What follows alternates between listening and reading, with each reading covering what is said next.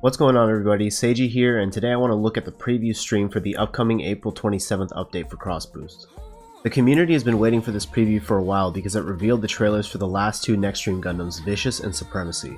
I was super excited to see how Vicious played when these two first got teased last month, but I'll be honest, after these trailers I think I'm actually more excited for Supremacy. Vicious is a 2500 cost, while Supremacy is coming in at the lowest tier, 1500. Neither of these are what I was expecting. I thought Vicious would be a 3000 cost just like Explosion, and Supremacy would be either a 2000 or 2500 cost. It's actually insane that it's only a 1500, but we'll get to that in a bit. With these last two, there's now a N-EXTREME Gundam in each of the four costs, which I'm assuming is intended. You have Explosion at 3000, Vicious at 2500, Xanadu at 2000, and Supremacy at 1500. Let's jump right into it by looking at the trailer for Vicious. Starting off, we see a Wrist Vulcan main and a Garobi, pretty standard stuff. Looks like his sub is a whip. Later on we see a down variant that bounces, so it looks good for self-defense and easy enough to step and follow up with a combo. Next we have a stun similar to G Arcane's Garobi, followed up by a melee combo that gives us our first look at his dragon mode. Some more flashy melee combos with the size, again transforming into dragon mode. This sequence here has pretty good cut resistance and reminds me of Guy's melee combos, and ending with a primary Lotus move. It looks like Vicious has quite a few attacks in dragon mode. We can see a fireball, beams fired from the wings, and fire breath. He also has this AoE howl that stuns, and I wonder if this is an all range pressure because it looks like it affects the area all around him. Here you can see that down whip I mentioned earlier, followed by a dragon mode combo ending in a big chomp and fireball finisher, very flashy stuff. And of course finally we have the super, surprisingly doesn't use dragon mode at all, but still very badass overall, making use of both his claws and those twin sides. I've got a little bit of extra gameplay here that they showed after the trailer, so let's take a look at that as well. So you can see here that you can fly around in dragon mode because it's basically just in MA mode. You can do the fire breath while in this form as well, and there seems to be two versions. One that acts like a moving Garobi, and another I'm assuming is done by inputting 2, which makes him float into the air and breathe down towards the ground, which seems to cause an AoE effect. Vicious also has multiple options for firing these small beam projectiles from its wings while in dragon mode, and they almost look like Legolas's bits. My concern here is that in all these clips they showed, not a single one hit its target. I'm not sure if it's because the range is super short, because it looks like they just kind of disappear after a certain distance, but if they can't hit the opponent in a demonstration, I can't imagine they'll be effective against an actual person.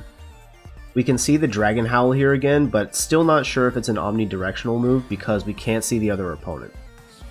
Lastly, we can see his stun in action one more time, again very similar to G Arcane's Garobi. It seems like it functions like Mac Knife's or Zeong's finger stuns, where you're safe if you're directly in the middle, but it's really good at catching horizontal movement. This kind of thing is great for landing punishes because there's a good chance the opponent will get caught whether they try to Fua to fake out their landing or land and try to boost dash to the side. Of course, whether or not it's actually good for punishing landings depends on whether its correction is good or not. It won't be much use if you go to punish a landing right before they hit the ground and it goes over their heads. The difference with this one is that it's horizontal, unlike Mac Knife's or Zeong's, which have verticality to them and kind of box the opponent in. So it makes me wonder if people will be able to just jump over it if they see it coming. Alright, next up is Supremacy, the 1500 cost from Hell. Right from the start we see some mines that cause explosions similar to Spiegel's Kunai and a shuriken throw CSA. Some melee combos here. It looks like he can turn those rings into Shodels similar to Sandrocks, or use a blade similar to the Age 1 Spallows. And he can use Shadow Clones too, okay, that's great. This combo definitely looks cool, but leaves him wide open for a solid couple of seconds, so it's probably pretty easy to knock him out of it. You can see at the end there he has a quick descend move similar to Tallgeese 3 and Wing Zero Endless Waltz. He can also throw the rings, which then split off to either side, which looks great for catching horizontal movement, kind of similar to Destiny's boomerangs. Some more quick melee combos here with the Shodel form, and is he breathing fire? Okay, that's the thing. Next we have a melee combo while holding the rings, finishing with some sort of wind attack, which seems to be a solid quick combo ender. Okay, check this out. Look at how long and flashy this combo is. This is a 1500 cost. And finally we have the super here, where he joins the rings together into a double-edged blade, then smacks you around dual-wielded, and finally skewers you with shurikens from other dimensions before slicing you in two.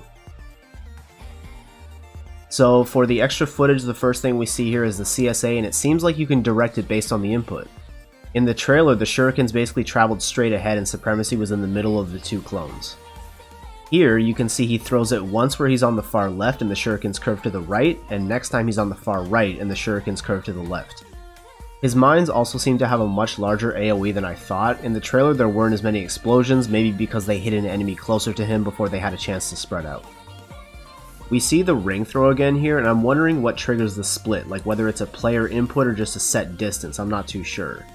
But it looks like after they split they converge again, so if your target is far enough away they can actually get hit by both. This combo here where Supremacy summons a rock to impale his opponent seems to work like P-Self's 8B, where if he starts it from higher in the air it can hit more times on the way down to the ground and do more damage. With the Shadow Clone Jutsu combo, it seems like before the final strike that knocks down the opponent you can cancel out, and the down value doesn't seem to be very high because he does the whole combo again with the final hit this time. If you and your partner can successfully time him, this could be a great loop for dealing a ton of damage while also keeping your opponent in place and unable to support their partner. They also show you here that you can use his descend move to Zusa and refill your boost, which is great for recovering from those flashy mid-air combos. It still blows my mind that Supremacy is only at 1500 cost. If you ask me, it looks like someone took the best parts of Spiegel, Age 1 Spallow, Nobel, and Sandrock and combined them into one suit. So yeah, that's pretty much it for Vicious and Supremacy. 12 existing suits will be getting some changes with the patch as well, 9 of which you can see in the preview image, which is pretty standard stuff. And that's all I have for you guys. If you enjoyed the video, please consider giving it a positive rating and sharing it with your friends. If this type of content is well received, I will gladly do more videos like this in the future. Take care.